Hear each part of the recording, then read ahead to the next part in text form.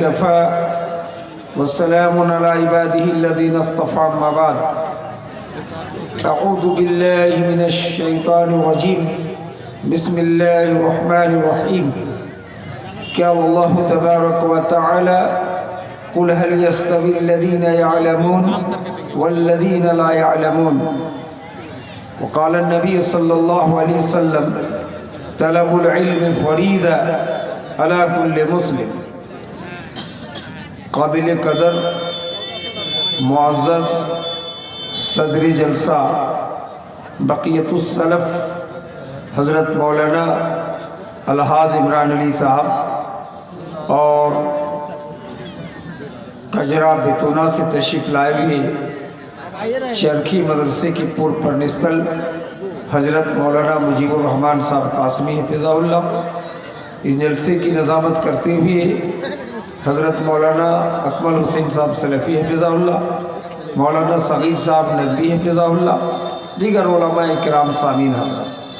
दोस्तों, मेरा आधा घंटा 35 मिनट का वक्त है और मेरी बात बहुत मशहूर हंसाने वाला और कायदे से तकरीर सुनाने वाला मौलाना है मुफ्ती सोहराब साहब कासमी, जो कलकत्ता से तशरीफ़ लाए हैं। रहने वाले तो चापदानी अररिया के हैं, लेकिन कलकत्ता में इमामत करते हैं और कल भी मेरे साथ जलसे में झिटकिया पोखरिया गुलाबबाग के पास वहाँ थे, समझ रहे। इसलिए आप हजरात से गुजारिश है कि उनको सुने। और आखिर में हज़रत मौलाना सैफुल इस्लाम चतुर्वेदी हैं, जो गुज़श्ता साल भी आए थे और बहुत जमाए थे, अच्छा बोलते हैं, सुन कर के आप जाएं।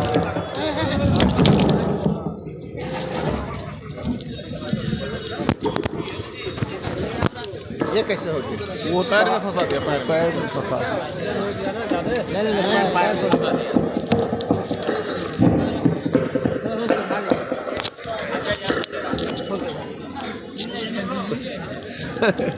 तार पे ध्यान नहीं दिया, पॉकेट में हाथ डाल के जो चलते हैं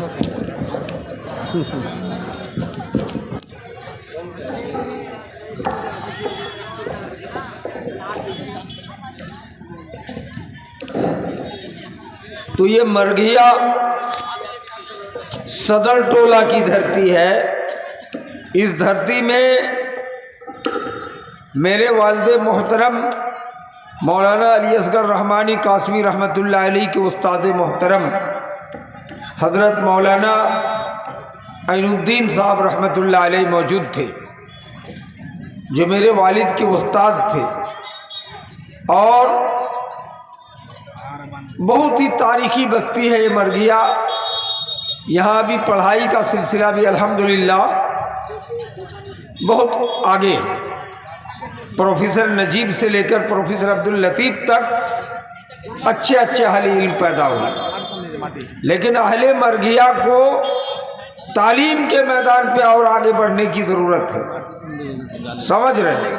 ये आवाज़ गड़बड़ हो गया है, ये मिट्टी घुस गई, बदल दीजिए, इसको होगा तो इसमें आवाज़ कैसे? चलिए इसी में करते हैं। तो मैं कह रहा था कि मरघिया की धरती बहुत ज़रखेज़ धरती है, लेकिन तालीम के मैदान पे मज़ीद हमें आपको तरक्की की ज़रूरत है। मैंने कुरान पाक की आयत तिलावत की है। अल्लाह के नबी सल्लल्लाहु अलैहि वसल्लम को मुखातब होकर अल्लाह ने कहा कि कह दीजिए मोहम्मद सल्लल्लाहु अलैहि वसल्लम कि क्या पढ़ा लिखा और अनपढ़ यानी आलिम और जाहिल दोनों बराबर हो सकते हैं? ये इस्तिफाम इनकारी है, यानी हरगिज़ ऐसा नहीं हो सकते।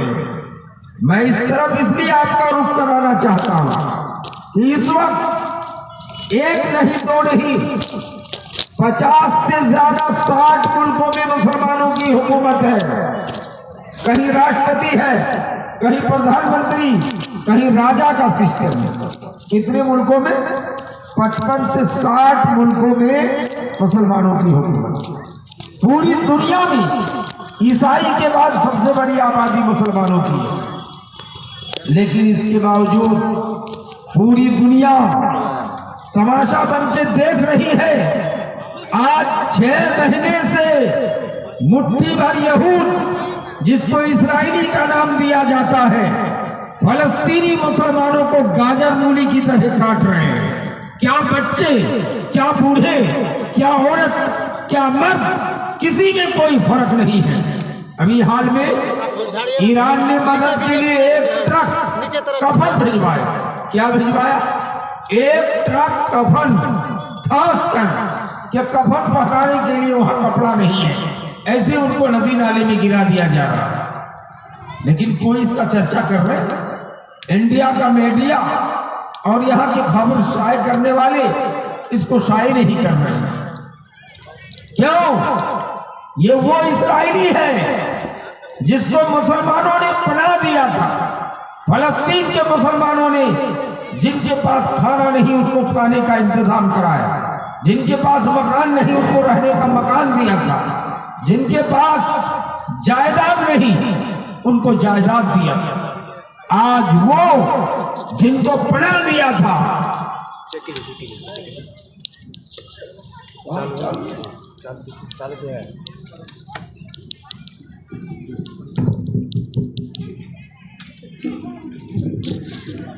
जिनके पास खाना नहीं उनको खाना दिया था।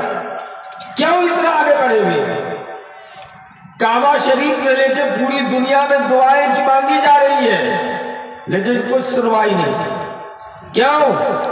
अगर कोई आदमी खेत में मकई लगाए ही नहीं, खेत को परती रख दे और बैठ बैठ के मस्जिद में दुआ करे कि अल्लाह 100 कुंटल मकई आ जाए, आएगा? नहीं आएगा। पहले आपको हल जोत कर, खेत तैयार करके, आपको मकई रोप कर उसमें पानी पटवान करना होगा।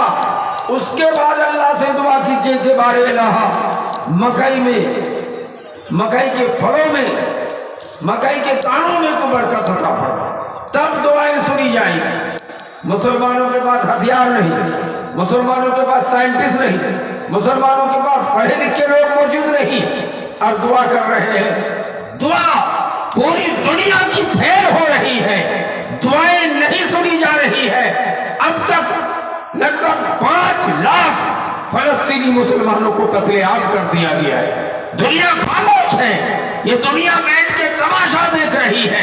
मैं पूछना चाहता हूं कि 55 से 60 मुल्कों में मुसलमानों की हुकूमत है, क्यों कमजोर हो, क्यों बुज़दिल हो गए हो, क्या हो गया है तुम्हें?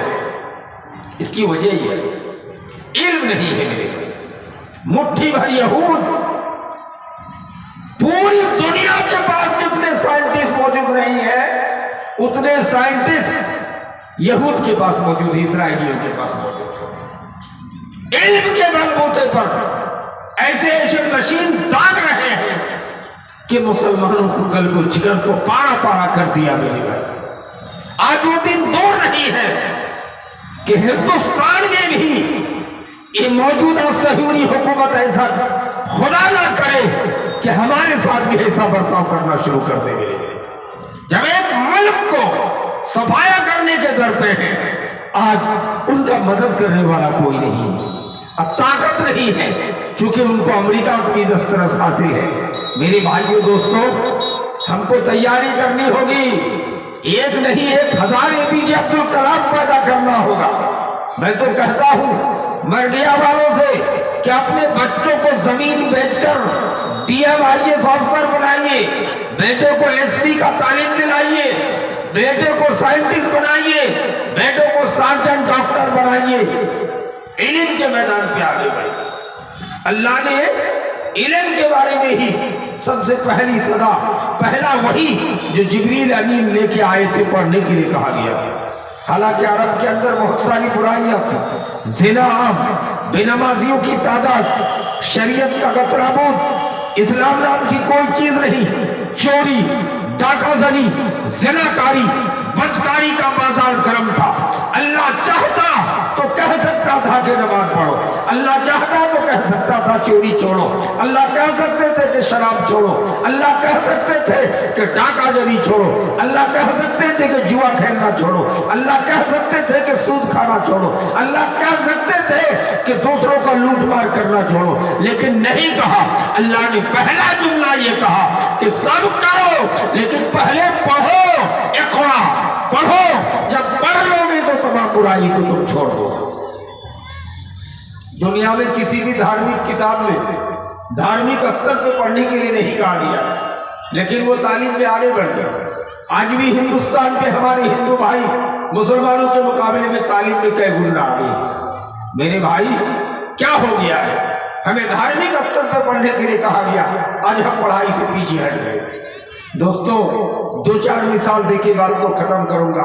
तालीम के मैदान में आजम करें, एक शेरशाबादी माशाअल्लाह बड़े नमाजी आदमी है, 28 बीघा जमीन बेचकर, बड़ा बीघा का जमीन बेच करके अपने बेटा को आईएएस अफसर बना दिया है। शुक्रिया मनाइए, सारे मौलवियों को बुलाया था, जलसा इनाकाद किया था अपने बेटे के नाम पर कि मैंने जमीन बेच के भिखारी बन के अपने बेटा को डीएम बना दिया।